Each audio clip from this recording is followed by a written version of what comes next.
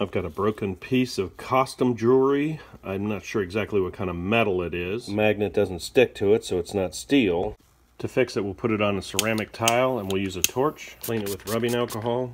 We'll add a little bit of flux. Press the broken chain together. The flux will actually help hold it together. We'll place a piece of silver solder on there. We'll just place a little piece on there. Right on the broken seam. That way when the temperature's high enough, it'll just wick in.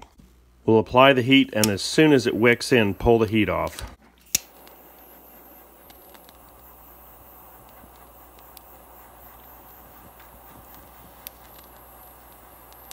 There it goes.